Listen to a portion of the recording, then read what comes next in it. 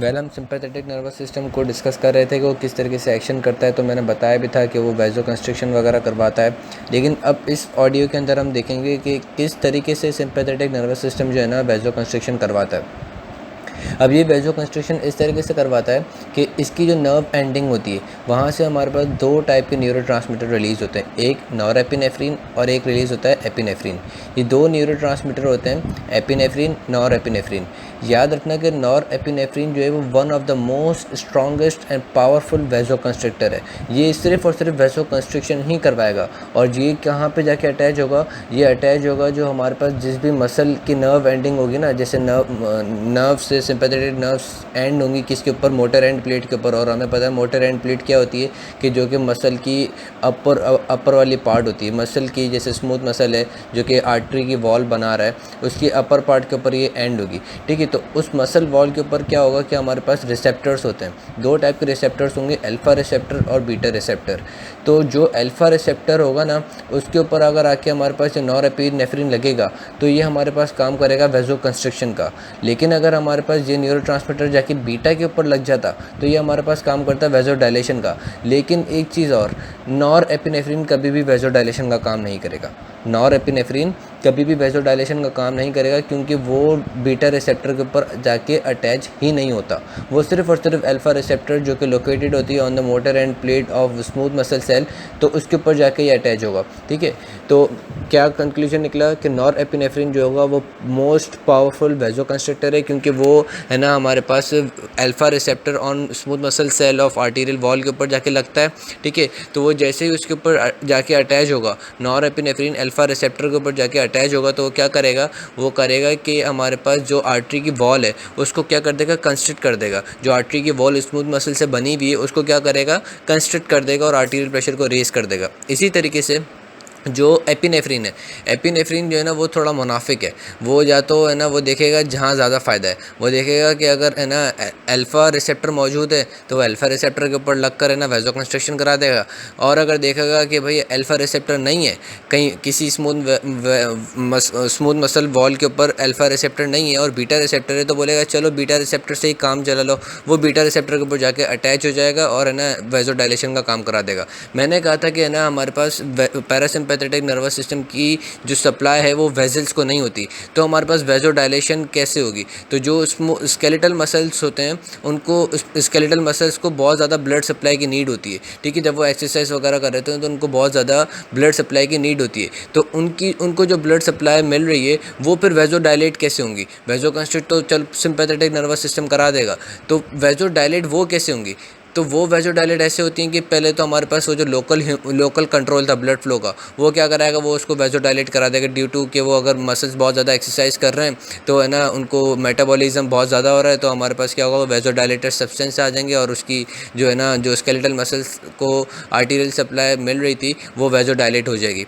लेकिन वो मैंने बताया था कि लोकल वाला सिस्टम जो होता है वो शॉर्ट टर्म होता है, तो नर्वस सिस्टम भी इन्वॉल्व होता है ब्लड फ्लो में, तो वो यहाँ पर आके एप्लीकेबल होगा कि नर्वस सिस्टम जो ब्लड फ्लो को कंट्रोल कर रहा था वो कैसे कर रहा है? वो यहाँ पे जो स्केलेटल मसल को है ना आर्टीरियल सप्लाई मिल रही है उसको ये डायलेट कराएगा। वो कैसे डायलेट कराएगा कि सिंपैथेटिक नर्वस सिस्टम जो होता है उसकी नर्व एंडिंग से हमारे पास निकलेगा एपिनेफ्रिन। एपिनेफ्रिन फिर जो हमारे पास है ना स्केलेटल मसल को सप्लाई करने वाली आर्टरी होगी उसकी वॉल के ऊपर अगर हमारे पास है ना बीटा रिसेप्टर होगा तो उस बीटा रिसेप्टर पर जाके अटैच हो जाएगा। अटैच होने के बाद क्या कराएगा कि वो आर्टरी को डायलेट करा देगा। वो आर्टरी को डायलेट करा देगा तो क्या होगा? इससे हमारे पास ज़्यादा से ज़्यादा ब्लड जो है वो हमारे पास है ना स्केलेटल मसल को मिल जाएगा। तो ये एक बहुत ज़्यादा इंपॉर्टेंट चीज़ थी कि सिंपैथेटिक नर्वस सिस्टम किस तरीके से वैसो डायलेट और वैसो कंस्ट्रिक्शन करवाता है। एक और चीज़ कि सिंपैथेटिक नर्वस सिस्टम क्या करता है कि है ना खुद की नर्व एंडिंग से तो ये एपिनेफ्रिन नॉरएपिनेफ्रिन रिलीज़ करवाता है, बोलता है कि मैं खुद भी रिलीज़ करवाऊंगा, मैं और भी रिलीज़ करवाऊंगा और जगह से भी रिलीज़ करवाऊंगा। वो कहाँ से जाके रिलीज़ करवाता है? वो जाता है किडनी के ऊपर जो हमारे पास एड्रिनल मेड्यूला एड्रिनल ग्लैंड लगा होता है। क्या लगा हुआ होता है? एड्रिनल ग्लैंड किडनी के ऊपर, उसको जाके स्टिमुलेट करता है और फिर एड्रिनल जो ग्लैंड होता है वो दो हार्मोन निकालता है, एक को कहते हैं एड्रीनलिन और एक को कहते हैं नॉर एड्रीनलिन। अब ये बहुत बिल्कुल है ना कंसंट्रेशन के साथ सुनना। एड्रीनलिन और नॉर एड्रीनलिन। एड्रीनलिन जो है ना, एड्रीनलिन वो हमारे पास एपिनेफ्रिन है, एड्रीनलिन इज़ एपिनेफ्रिन, और नॉर एड्रीनलिन जो है वो है नॉर एपिनेफ्रिन। एड्रीनलिन जो है वो एपिनेफ्रिन है और नॉर एड्रीनलिन जो है वो नॉर एपिनेफ्रिन है। दोबारा, एड्रीनलिन इज़ एपिनेफ्रिन और नॉर एड्रीनलिन जो है वो हमारे पास नॉर एपिनेफ्रिन है। ठीक है, फिर भी इसको एटलीस्ट कंफर्म कर लेना, और अगर ऊपर नीचे हो तो मुझे भी बता देना। तो बहरहाल ये फिर दोनों हार्मोन जो होते हैं वो है ना ब्लड के अंदर, मतलब वो किडनी के ऊपर जो एड्रिनल ग्लैंड लगा हुआ था वहाँ से ये रिलीज़ करवा देगा, और फिर ये जो है ये हार्मोन्स वो डिफरेंट जगह पे जाके अपना काम करेंगे। जैसे एड्रिनलिन जो होगा वो जो कि एपिनेफ्रिन वाला है, वो अगर हमारे पास स्केलेटल मसल की साइड पहुँचेगा तो वहाँ की जो आर्टरीज होंगी उनको अगर वेजोडाइलेशन की नीड होगी तो वेजोडाइलेशन करवा देगा। अगर वहाँ पे वेजो कंस्ट्रिक्शन की नीड होगी तो ये हमारे पास है ना अल्फा रिसेप्टर्स के साथ जाके अटैच होकर वेजो कंस्ट्रिक्शन करवा देगा। इसी तरीके से जो नॉर एड्रिनलिन है वो हमारे पास है ना जाके वेजो कंस्ट्रक्शन करवा देगा। तो बहरहाल ये एक छोटा सा जो चीज़ रह गई थी वो मैंने बता दी। साथ साथ में एक चीज़ है जिसको हम कहते हैं वो इमोशनल फेंटिंग और वेजो वेगल सिंकोप। इसमें क्या होता है, इसमें बहुत ज़्यादा आसान है। इसमें क्या होता है कि एकदम से हमारे पास वेजो डायलेशन हो जाती है। हम वैसे याद रखना कि एंग्जाइटी के अंदर हमारे पास है ना वेजो कंस्ट्रक्शन होती है, ब्लड प्रेशर वगैरह बढ़ जाता है। लेकिन ये जो वेजो वेगल सिंकोप है इसमें क्या होता है, हमारे पास वेजो डायलेशन हो जाती है, वेजो डायलेशन हो जाती है, और साथ साथ में क्या होता है कि साथ साथ में ये होता है कि हमारे पास है ना वेजोडाइलेशन हो जाती है तो हमारे पास आर्टीरियल ब्लड प्रेशर रिड्यूस हो जाता है। अब जब आर्टीरियल ब्लड प्रेशर रिड्यूस हो जाएगा, हार्ट रेट डिक्रीज़ हो जाएगा, हमारे पास है ना हार्ट कॉन्ट्रैक्ट करना डिक्रीज़ हो जाएगा। तो इससे क्या होगा कि ब्रेन की तरफ जो है ना, ब्रेन की तरफ वो ब्लड कम जाएगा। अब जब ब्रेन की तरफ ब्लड कम जो जाएगा ना, तो इससे क्या होगा कि हमारे पास ब्रेन को ब्लड नहीं मिलेगा, ब्रेन इस्केमिक कंडीशन में चला जाएगा, और हम लोग जो है वो पार्शली तौर पर कॉन्शियसनेस लूज़ कर देंगे। तो हमारे पास जब बहुत ज़्यादा है ना ये एक्साइटिंग न्यूज़ वगैरह आती है तो उसमें ये होता है हमारे पास वेजो वेगल सिंकोप। उसमें क्या होता है कि वेजो डायलेशन इंक्रीज़ हो जाती है और वेजो कंस्ट्रिक्शन जो होती है वो डिक्रीज़ हो जाती है हर जगह। नॉर्मल हमारी जो वेजो कंस्ट्रिक्शन टोन होती है ना, जो कि सिंपैथेटिक नर्वस सिस्टम मेंटेन करके रख रहा होता है कि हमारे पास एक्सेस वेजो डायलेशन ना हो। अगर एक्सेस वेजो डायलेशन हो जाएगी तो हमारे पास ब्लड फ्लो जो होगा वो ज़्यादा से ज़्यादा टिश्यूज़ में चले जाएगा, रिटर्न दोबारा होगा नहीं। रिटर्न नहीं होगा तो हार्ट रेट डिक्रीज़ हो जाएगा, हार्ट रेट डिक्रीज़ होगा तो कार्डियक आउटपुट वगैरह सारी चीज़ें जो हैं वो डिक्रीज़ हो जाएंगी। तो हमारे पास इस डिक्रीज से, इस सारी चीज़ें से बचाने के लिए सिंपैथेटिक नर्वस सिस्टम पार्शियली हमारे पास हर वेजल को कॉन्स्ट्रिक्ट करके रखता है या कॉन्ट्रैक्ट करके रखता है, वेजो कंस्ट्रिक्ट करके रखता है पार्शियली तौर पर हर वेजल को। ठीक है, ताकि हमारे पास जो है ना वेजो डायलेट में एकदम से ना चली जाए। लेकिन अगर हमारे पास ये वेजो वेगल सिंकोप हो रहा है, इसमें क्या होगा कि एकदम से हमारे पास वेजो कंस्ट्रिक्टर वाला एरिया जो है वो सप्रेस हो जाएगा और हर जगह पूरी बॉडी में वेजो डायलेशन हो जाएगी। वेजो डायलेशन हो जाएगी तो हमारे पास क्या होगा, वीनस रिटर्न क्विकली नहीं आएगा, स्लोली आएगा, बहुत देर से आएगा। इससे क्या होगा, हार्ट रेट के ऊपर भी अफेक्ट आएगा इस वेजो डायलेशन का। हार्ट जब वेजो डायलेट हो जाएगा तो हमारे पास हार्ट कॉन्ट्रैक्ट नहीं करेगा, कॉन्ट्रैक्ट नहीं करेगा तो ब्लड जो है वो पंप नहीं होगा, कार्डिक आउटपुट नहीं बनेगा, और फिर वो ब्रेन में ब्लड नहीं जाएगा, और ब्रेन में नहीं जाएगा तो हम लोग कॉन्शियसनेस क्या होगी, लूज़ कर जाएंगे। तो ये एक जो था वो रह गया था, वो मैंने कंप्लीट कर दिया सारा।